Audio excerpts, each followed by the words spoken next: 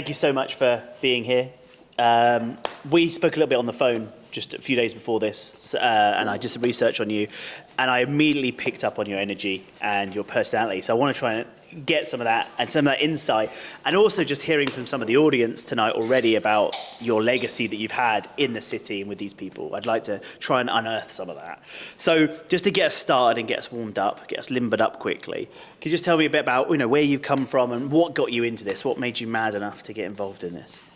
Well, I guess they always say necessity is the mother of invention.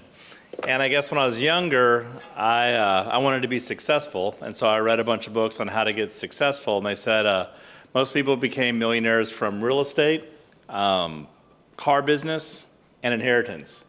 And my great-granddad at the time was like 99. So I felt like, well, inheritance probably wasn't going to happen anytime soon. And so right out of high school, I got my car dealer license and my real estate license when I was 18. And when I was younger, I started buying and selling. I guess I bought half of my first house when I was 15 years old. And then when I was a little kid, I used to like buy and sell pencils and crayons, and I'd sell candy at school and, little things like that. And so by 15, I bought half of a house. 16, I bought a whole house. 17, bought another one, and just kind of one after the other kind of started doing it. So property was immediately something that it drew you to it. Yes. And not the cars. Yeah. And so you did that at 15 years old? Your Yes. first house. And how? Just by saving the money up from those? So yeah, before I was 15, I was cutting yards, so I was making money and saving money, cutting yards. Then I asked my dad, well, how do you buy these rent houses? He's like, well, you have to have this much money down to buy a house. I go, well, I want to buy a house. He's like, well, you have to have, $10,000 to put down to buy a house. So I ran upstairs and grabbed my shoebox, said, here's 10 grand. It's like, where'd you get that money?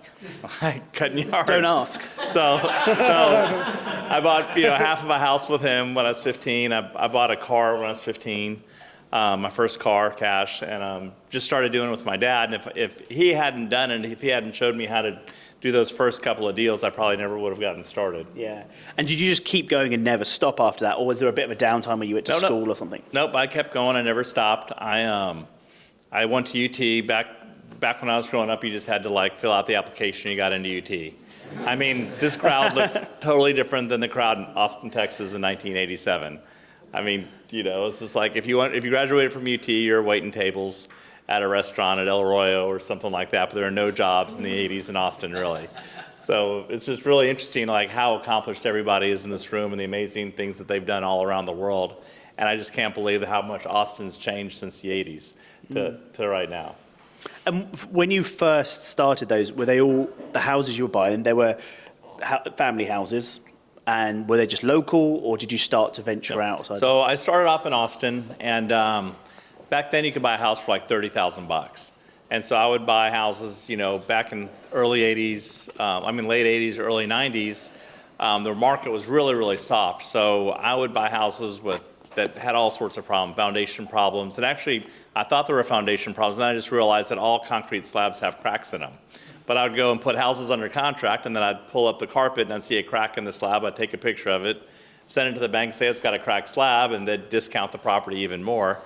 But it didn't affect the house at all. If it's 30 years old and it only moved 1.5 inches over 30 years, it wasn't going to affect it. So I got to about 100 houses.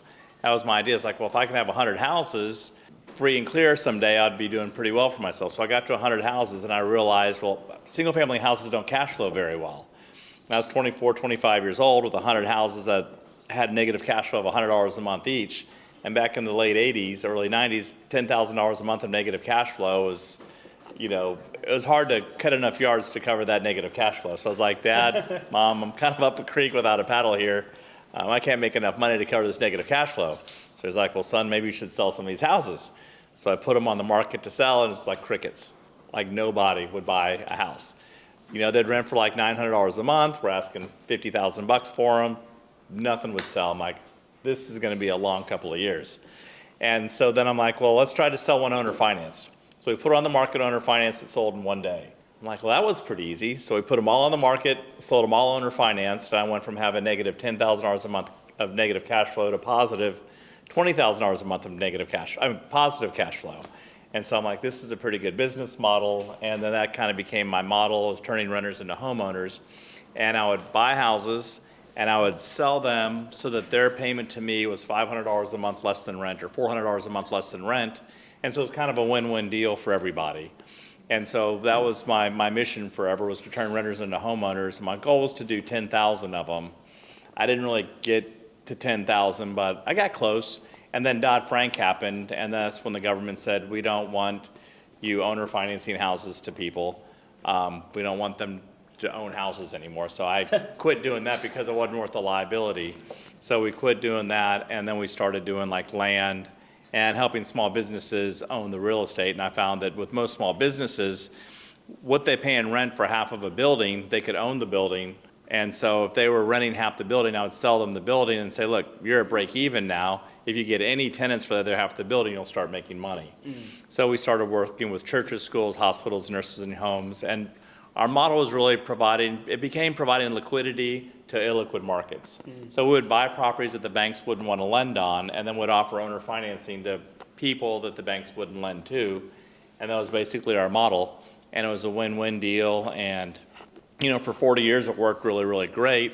And I used to think it was because I kind of was smarter than the average bear. I did something neat. And then recently, I kind of realized that when I started in like 1981, interest rates were 15%.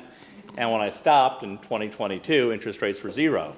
And so basically, anyone could have bought anything over that last 40-year period, and you would have made money on everything, because basically, interest rates went straight down for 40 years. Prices went straight up for 40 years. People's payments didn't actually change, but what they did is they ended up paying 4 times as much in property taxes on the property than they did 40 years ago. So it really, if you think about it, if you're a conspiracy person, you're like, the payments stayed the same, but all they did was figure out a way to collect 4 times as much in property taxes on all the real estate. So the property taxes pay for, basically everything, all the government infrastructure and stuff like that. So I feel like the next 10 years might be kind of challenging. So I think I just kind of happened to be in the right place at the right time.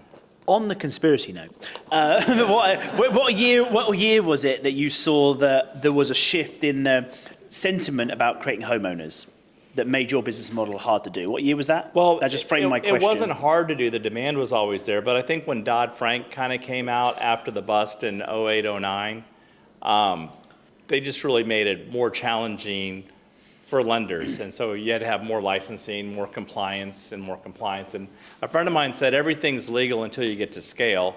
And I was at a pretty big scale, and I just did not want to take that liability of going to scale and having any issues. So we just quit doing consumer lending in probably like 2017.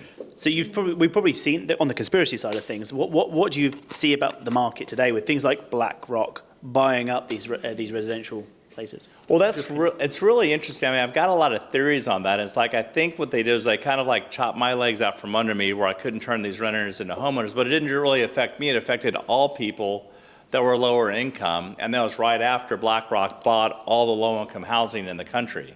So I feel like they might have had a lot to do with making it harder for them to own real estate and be renters, and they basically, over 10 years, they doubled the rents on all these people, and no one can really afford to own real estate. I used to think that the government was the bad guys, and the government was driving all the regulation. As a small business guy, I was like, big government's bad, they're creating all this regulation, so we can't compete.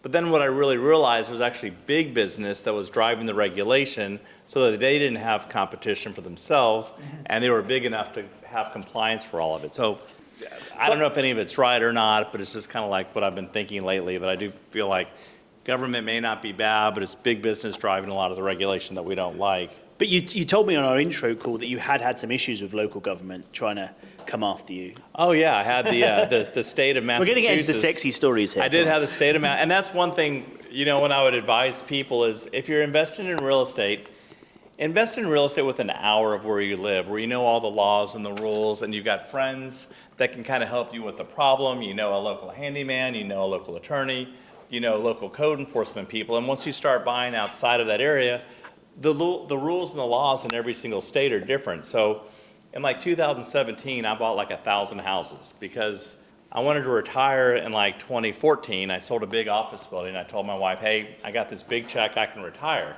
And she's like, well, that's great. You can be married or you can be retired, but you can't be both.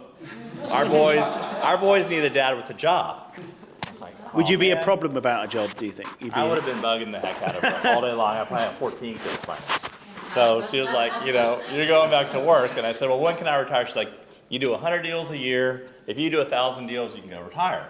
So I went out and I bought 1,000 lots from them. They're pretty cheap. That was the rules. That's what you did. And I started selling them. And she's like, well, anyone can buy and sell a lot. All you got to do is cut the grass. It's like not that complicated. I'm like, oh, so she's like, you got to do 1,000 houses. So then I'm like, I get on the horn. I started calling around, and I found a company called Aquin that had a bunch of houses, and they had this thing called Hub Zoo, and they'd sell all these, like, all the worst houses that they couldn't sell in the market, they'd put on this Hub Zoo auction site, and then people would bid on them. And then they had another list where they couldn't sell the ones on Hub Zoo, and they had them on a different list for the stuff that was just so bad they couldn't knock it off. And so they passed out this list of 1,000 houses a month to a handful of people around the country, and I got to be on that list. And so I would buy 80 houses a month off that list all around the country. And so after a year, I had 1,000 houses, and I assure you, it's a lot easier to buy 1,000 houses than it is to sell 1,000 houses. So I ended up with stuff all over the country, and it seemed like a good idea at the time, so I was buying them pretty cheap. But then you do have local code enforcement, or you might have a house that had been empty for 2 or 3 years and someone's mad about it, they start fining you $1,000 a day. And I ended up selling 5 houses in Massachusetts, and I guess for some reason they didn't like that. And I got sued by the Attorney General of Massachusetts on these 5 houses. And they brought me in, they deposed me for an entire week. So I've got 4 employees right now. And part of the deposition was started off, admit or deny you have 3,500 employees. Deny. Admit or deny you have offices in the Cayman Islands and Luxembourg. Admit or deny you've got 16 jets. I think they thought I was somebody else. And so they just hammered me for an entire week until they realized I was just like this dude that bought 5 houses for 10 grand each. But they had spent all this time and energy going after Aquin, and the Attorney General was running for governor, on this platform, they're against, the banks and the real estate guys and all that. And so, I got hammered. Yeah. And everyone that I sold the house to, the 5 guys I sold the house to, the one that did the least, made 50 grand on the house, they bought them all with no money down. But where I made the mistake is, I would help people buy houses that didn't have the money for the down payment, so I'd say, put some sweat equity into the house, and then I'll give you the house with no money down. So I'll buy your paint it, I'll buy your windows, install the windows, and once they did some work, I'd give them the house with no money down. And, but they're like, well, how do we turn, we need electricity and we need water to do it. So I signed a lease with all of them for $100 a month so they could get the utilities turned on. And so the Attorney General's office said, hey, you leased a house that was substandard. And so that's what they got me on, was leasing a house that was substandard, and just hammered me on that. But none of the people I sold the house to would get on the lawsuit. And so it was just kind of a challenging deal. So I learned, hey, that's probably not a state that I want to do business in. That state's been very successful. They've done things a certain way, and it's worked. You can even Google the article. They've got a picture of this big, huge house. There's a real estate investor, rips off our people, blah, blah, blah. And they got a picture of this big house that was on the tax rolls for 440 grand, and I sold it for 38,000. So they don't tell the whole story, but so anyway, so the thing is, with real estate investing, there's so much of it's local, and there's so many things that you don't know. And so you got to be really, really careful when you go into a real estate deal. And I just would recommend, after doing stuff all over the country, that you kind of stay doing real estate that you can see and touch, and don't really rely on other people to solve your problems. And if you can't solve them yourself, it's, you could have a bunch of challenges going forward, if that makes sense. So you've got all this wisdom from being sued, and You just learn going a lot out there. from that. You learn a lot, and there's, like I said, there's people in this room who've benefited from you. But you, at one point, you wrote a book. I wrote a book. When was that? So After Sue? Or? Yeah, after I had my 4 kids. Yeah. I got a TV show, radio show, and wrote a book just in case I got hit by a bus. I wanted there to be something that the kids could watch and read, know that their dad existed. And, so I wrote the book called Long-Term Greedy, How Doing the Right Thing the Right Way Pays Off in the Long Run. Mm-hmm. And it was just like a basic book on real estate investing and kind of what I did until about 2015 or 16 when I wrote the book. Mm-hmm. And I used to talk in front of a lot of real estate groups. And they'd always have lots of questions, so I said, here's a book, read this book. It'll answer most of your questions, then come by the office. But I really loved writing the book. It's one of my favorite things I've ever done. Do you think you'll update the book? I'm trying to. I'm just trying to figure out, I can't read or write to save my life, so I'm trying to find someone that can figure out how to get the book in Word form so that we can add a couple of chapters to it. And then once I get it in Word form, then we'll do a sequel to it and advise people to be careful about investing in Massachusetts. Dedicated to the state. Which is a great state, and whatever rules they have work great for them. I just didn't know them, and I learned my lesson, and I'm banned from doing business in the state of Massachusetts. That's brilliant. But I probably wouldn't take the risk of trying to do it again if I wasn't. Yeah. If you keep the mic up, because I want to make sorry sure about that. I don't want to make sure we miss any of this I want gold. to make sure you guys can hear me. So are you more in commercial real estate now? I do every kind of real estate, and I would say like every couple of years I change the space that I'm in, just depending on where the market is. So I felt like, single family got to the point in 2014 in Austin, it was just way too expensive, and I couldn't look my customers in the eye. And since I financed it to them for 30 years, I didn't know that property would be worth as much as it was when I sold it to them years down the road. So I just didn't want to, it just started getting too expensive in 14, and then by 17, I was like, prices are crazy. I cannot believe people pay $100 a square foot for a house. So I quit doing that, left the state, and started buying stuff everywhere else, and then after that kind of wore itself out after 2018. All of a sudden, the big hedge funds all started buying all these single-family houses, and then prices started going up a bunch. So then I went into the raw land. I'm like, where can I give my customers good value? So I went up to Florence, and I bought like a couple thousand acres up there, and I cut it up into 10-acre tracts of land so that someone could have 10 acres of land for $1,000 a month, and they could run their business and possibly live on the property. And so we kind of transitioned into cutting up land and kind of, moving a little bit slower, trying to do like larger, fewer deals than as many small deals. So it all depends on where the market is. We bought a bunch of apartment complexes back when prices were low.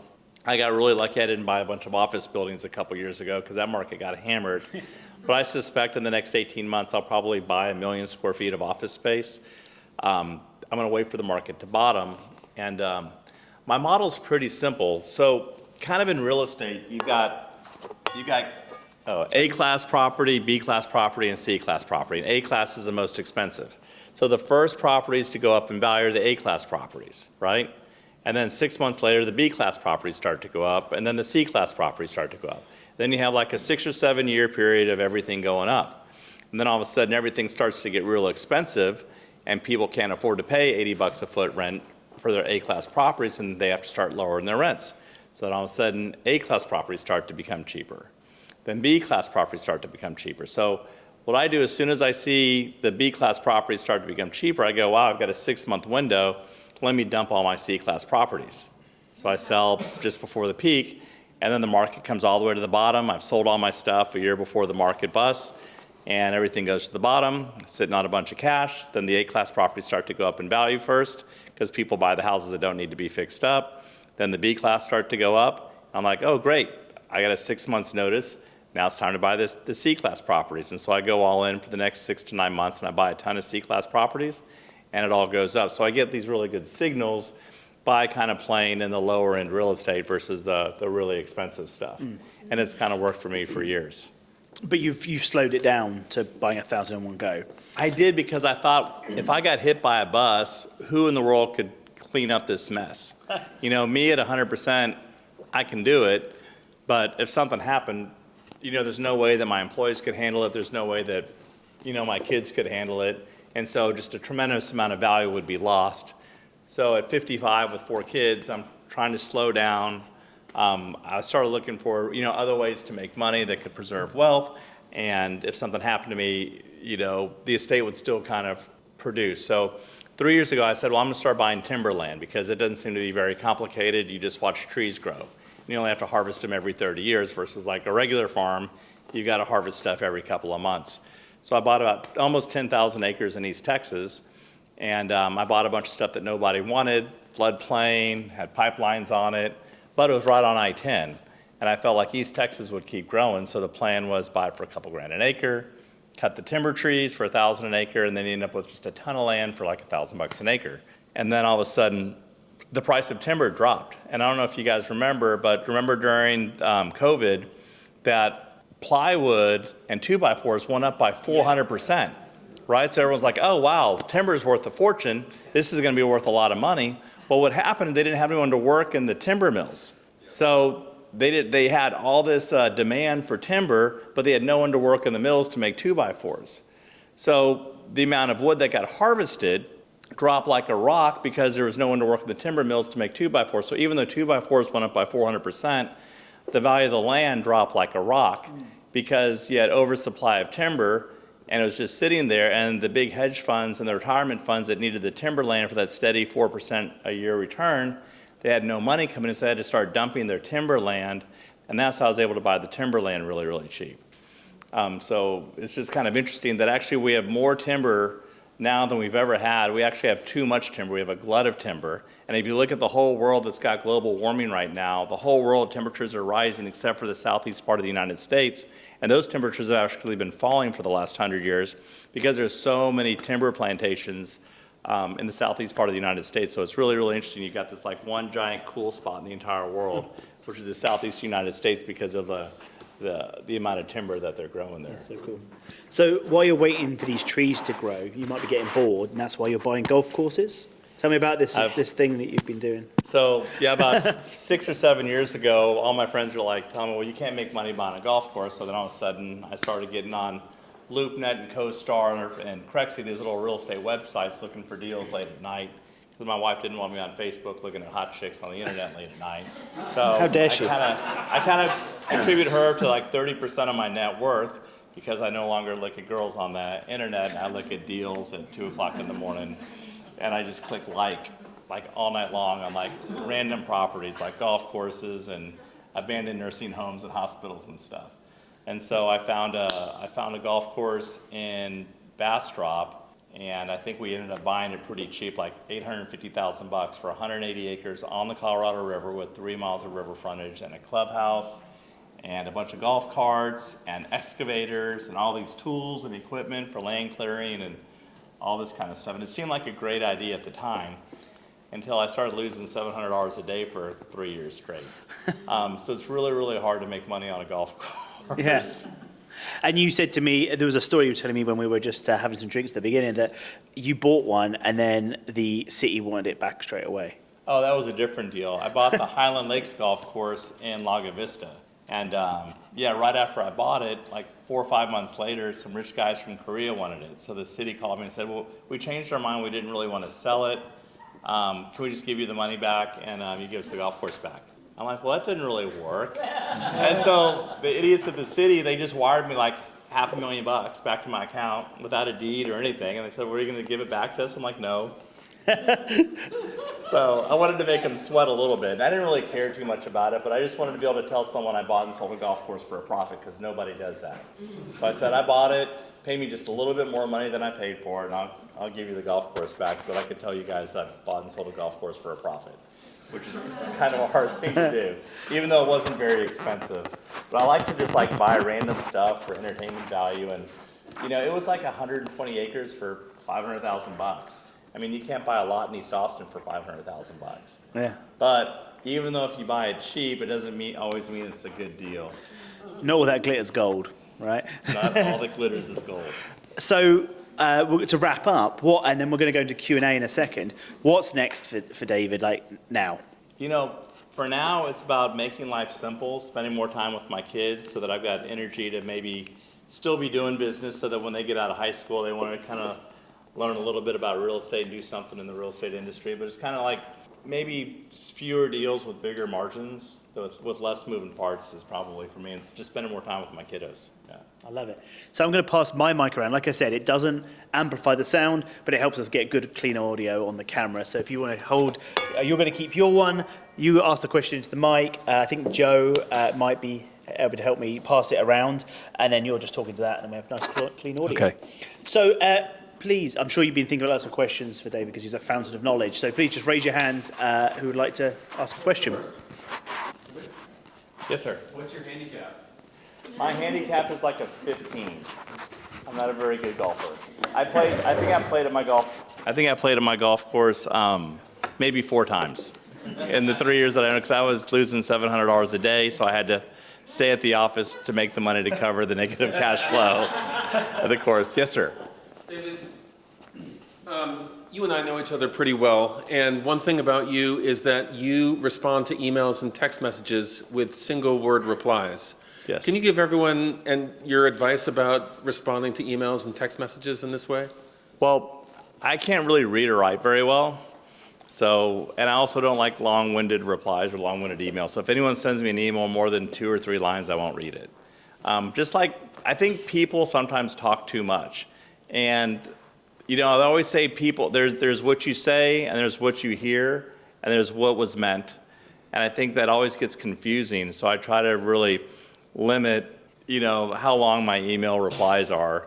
You know, and a lot of times people just want a yes or no answer, and some people just kind of end up just making it too complicated. So that's kind of my theory on that. I sent David an email maybe 2 months ago or something like that. That was probably 6 paragraphs.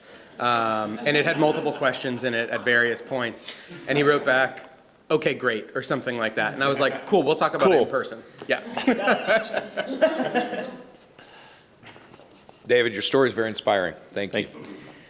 For those who are trying to figure out how to kind of delineate the information you shared, because your story is very complex. Yep. And you're talking about investing within an hour of where you live and things of that nature.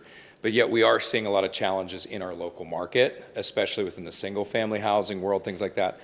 If somebody wants to get started on a similar journey to building what you've built, how would you suggest they do it in 2024? Go work for someone that does it. Go get your real estate license and learn on somebody else's dime. You know, I do deals just because I love doing deals. I loved solving somebody else's problem, and the byproduct of solving their problem, I just happen to make money doing it. And the bigger the problem you solve, the more money you make doing it.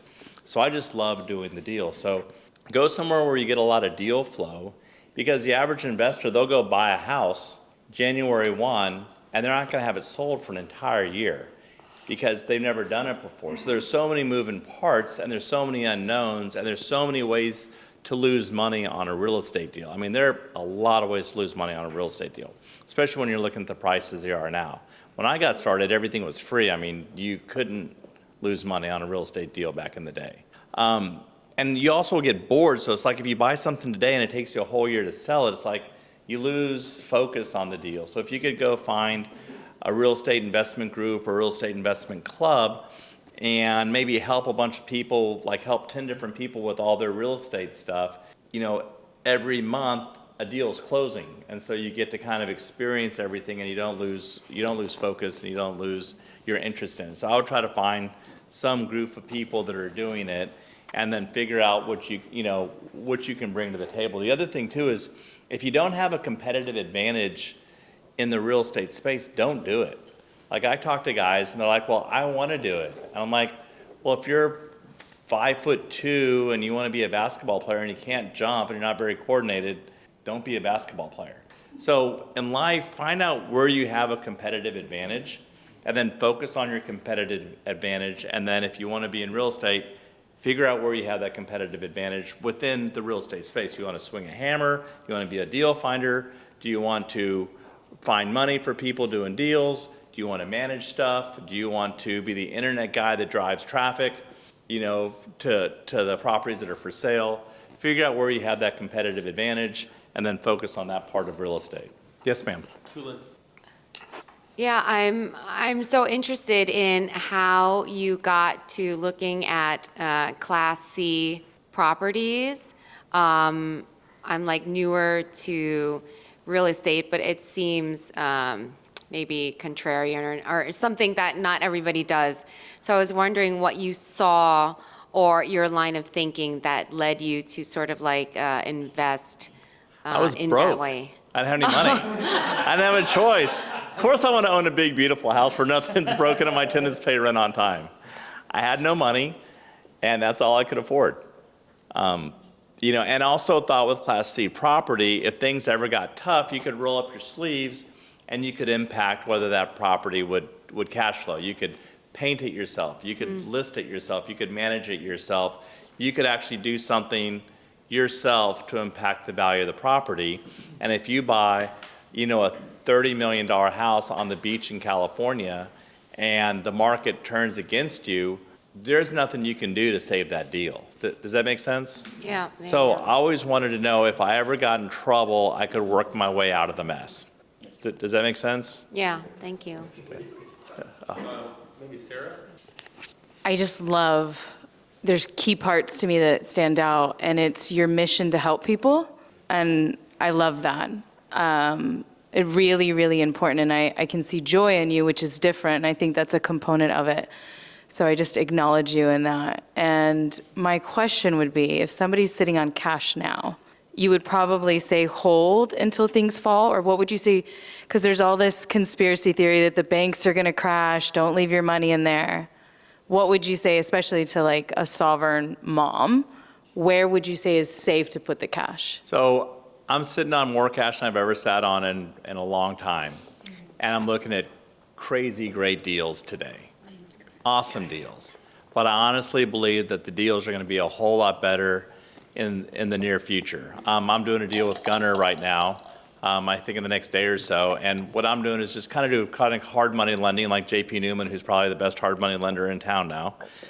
We're just doing lending right now on very, very conservative deals so that we'll have our cash in 18 months when I think the market's going to probably bottom. So we do want to deploy our cash. You know, you don't want to just sit on it and lose it. But the most important thing is the return of your investment and not the return on your investment. So yeah, by no means would I say go do a real estate deal right now unless, you know, unless it's a home run or unless you can do something special with that real estate to create value out of it that somebody else can't do. So we're really doing more lending. There's so many people that are in distress right now that need to borrow money. And what I tell people is like, I want to be the best alternative that they have. So my rates are like stupid high. But I'm the guy that they call if they have $1 million of equity in their house or their property and it's getting foreclosed on in 3 days by the bank. They call me 3 days before the foreclosure and I figure out a way to lend them the money. I charge a really high fee to do it, but I'm able to protect $1 million of equity. And those are the deals I want to do. Like I don't want to lend someone money at a crazy interest rate just because I can. So but it seems like every month there are those situations that I can lend at the high rates and kind of bail someone out of a jam. So I would be careful buying anything right now, in any market really in America. Hey, David, Lynn, I live in Austin 30 years. I heard your name. So very rare I see somebody do residential property, commercial property, land, just like you. It seems like you do everything. Yeah.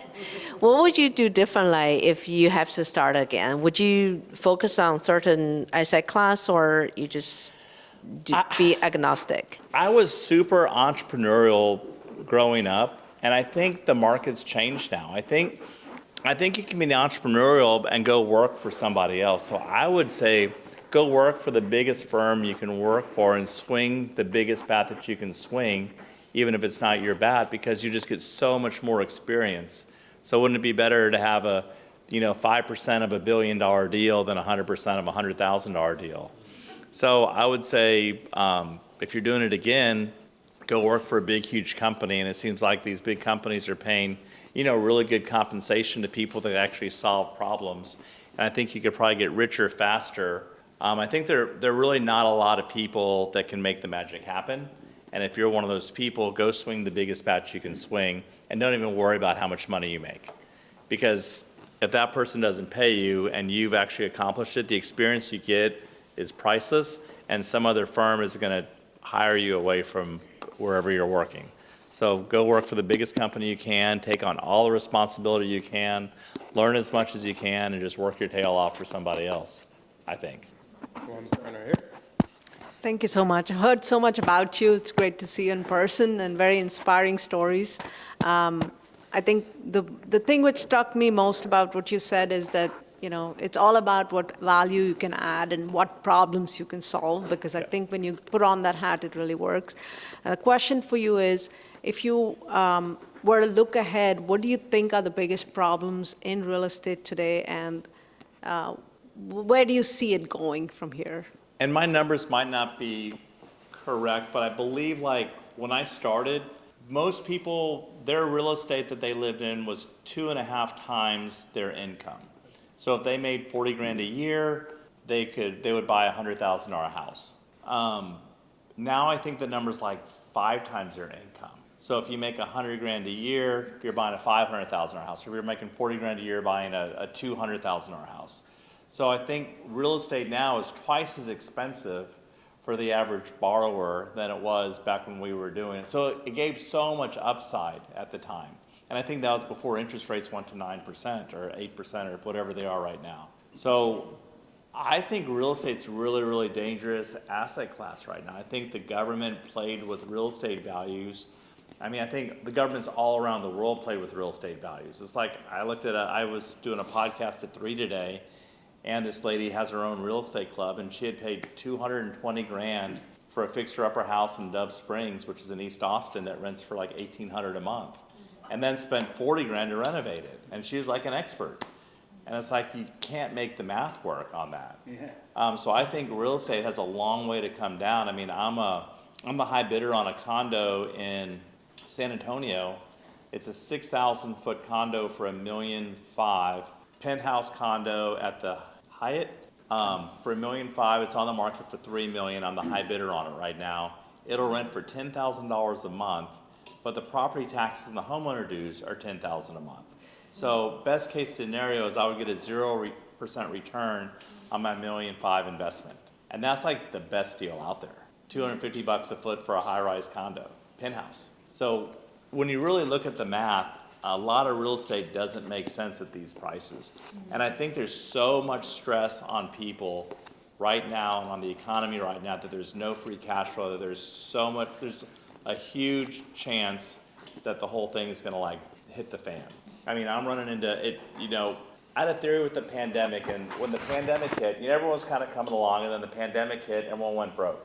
Then the government gave everybody like 50 grand. So all the poor people all got their 50,000 bucks, and all the people in the bottom 25%, they got their money and they went out and spent it on whatever it is they spent it on. They all got rich for 18 months. Then it kind of trickled up to the people in the middle class. And those guys got all the money. And then they all went out and bought vacation houses and VRBOs and all this kind of stuff. And all of a sudden, those prices started going up, and people started to go on vacation because they could work from home. Then the top 75% people, they started buying more of those vacation rentals because those things went up from $1 million to $3 million and just kept getting better and better. But then all of a sudden, the bottom 25% spent their 50 grand and was gone, and they started slowing down. Then the top 10%, the money trickled up to them, and they started getting rich. And then 6 months later, the top 0.1% were getting rich, and then all of a sudden, the middle class all ran out of money. And I think we finally worked our way through all that stimulus that the federal government gave people during the pandemic, and I've seen everybody run out of money. I mean, I lent a guy some money the other day on a lake house, super, super rich guy, and just needed a couple of bucks. So I talked to a lady tonight on the way over here. She had a med spa, and she had 16 people that subletted from her in her med spa. She said all 16 of them are gone. So I feel like the liquidity has been sucked out of the economy. There's very few people that actually have liquidity right now. I mean, you guys know a lot of people, these big hedge funds and stuff, and they're trying to figure out where to place it, but now's not the right time if 99% of the people, when the rich people are running out of money, at least that's what I'm seeing in the market. So I would just be really, really careful buying any kind of liability right now. And I just think real estate has a lot of downside risk to it right now. I mean, everything is just so darn expensive. And I think there's a lot of stress on the system, and I think the average person, or actually almost everybody, is really feeling it, and they're like, no matter what they're making, it's barely enough to kind of keep their head above water. So I would just be really, really careful right now. David, my question is more about Austin as a market, and picking the right market is very important. And I moved to Austin in 2014, and I remember flying in, and you could see the Frost Tower because there were only 3 other buildings taller. Now you can't see the Frost Tower no matter which way you look.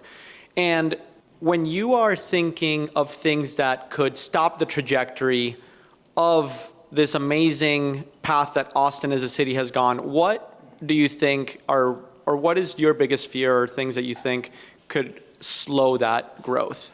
Well, I think people's incomes are still really, really high. Right now, but I feel like there have been a lot of layoffs, and I think that, I think long-term Austin's going to do great, but Austin's always been a big boom and bust city. I don't know if we really overbuilt too much because it's so hard to build in Austin and it's so dang expensive. So I think we'll see stuff slow down a little bit, but not like LA and not like Houston or Dallas, where it's just so easy to overbuild in those cities. I think people are going to keep moving to Austin. I think people will keep moving to Texas. I mean, the whole triangle in between Austin, Houston, and Dallas, if you took a pin and went right in the middle there and just bought a bunch of land and sat on it, in 10 years, I'm sure it's going to be worth a whole lot more than whatever you paid for it. But right now, I don't, I bought a church yesterday in Clute, Texas. As you do. It's like 25, it's like 25,000 square feet, but I paid $20 a foot for it. So, it costs $150 a foot to build it, right next to a brand new school. So I'll probably sell it for $30 a foot, owner financed, which will be just a steal for somebody. I mean, they'll own it they'll have a $4,000 a month payment on a 25,000 foot building on 2 acres. If they rented it for $12 a foot, which is nothing, they'd have a $25,000 in rent. So it's like, I'll make money on that deal, I think.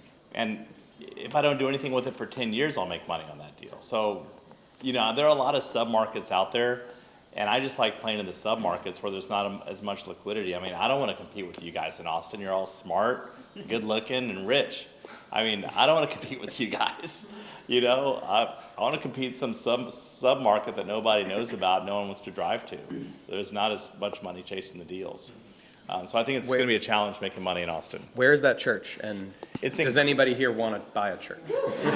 It's in Clute, Texas, which is south of Lake Jackson, I think. Oh. I think it's on Main Street. I've never seen it.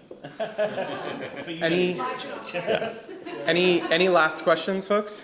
I think we got time for 2 more. What's the biggest city in Ellis County? Waxahachie, Waxahachie, okay. county seat. Yep. Okay. So this is philosophical, Okay. but I share the desire to see lower income people participate in equity, renters be able to buy. Yep. And I know the build to rent thing is huge right now. So just speculate philosophically, how do we fix that? It's going to fix itself. I used to speak at the single family conferences and stuff for the build to rent guys and all the people that thought single family houses were a good asset class. Worst asset class ever for an investor. Absolutely worst.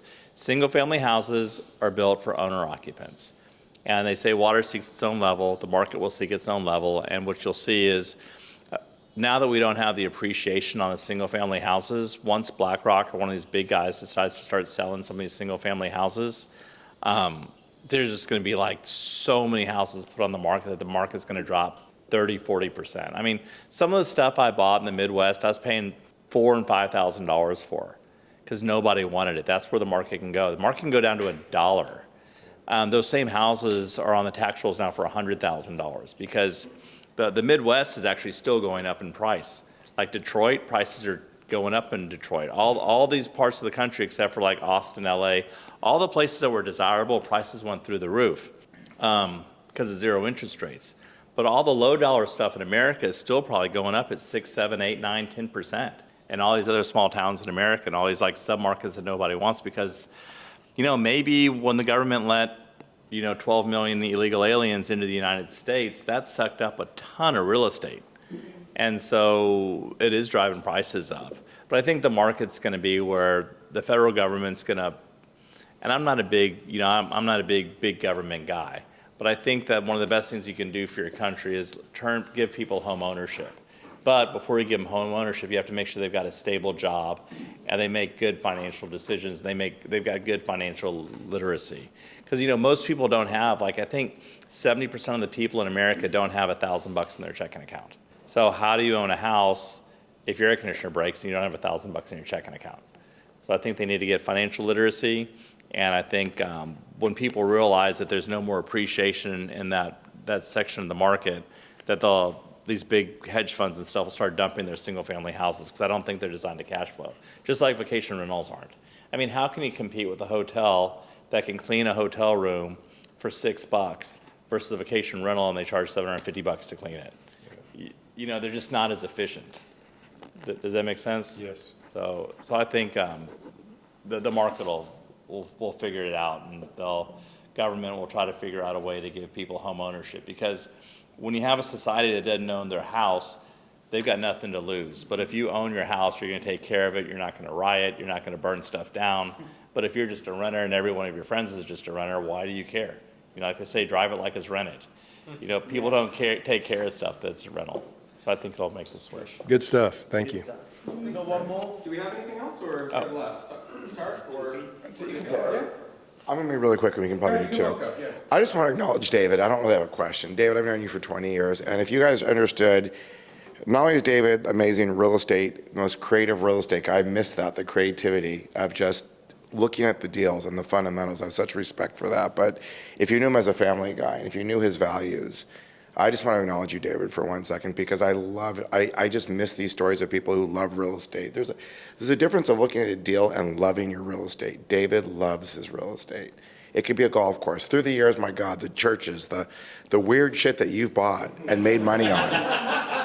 David once called me and said, hey, I got this house in Telluride. Do you remember this, David? Yeah. He made like $800,000 in like 4. He's like, I need money in like 3 days. And like, David makes magic out of things, but he loves the real estate and he sticks to his fundamentals. And I just really want to, with all the world, everybody wants to get more efficient. They want to ask ChatGPT and they want to do all this stuff, David. I just have such respect for what you do. I just want to acknowledge you for that. Thank you. I really appreciate that, JP. Absolutely. And JP helped me with the money on that deal. We got it done. Hey, David. Hey.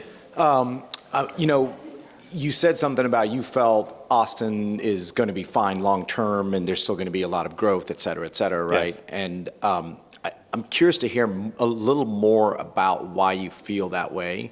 And the reason why I ask is, you know, I've been here for about 30 years, which is not as long as you've been here, right? But I feel like what I've witnessed is incredible growth for 25 years, taking out the pandemic years.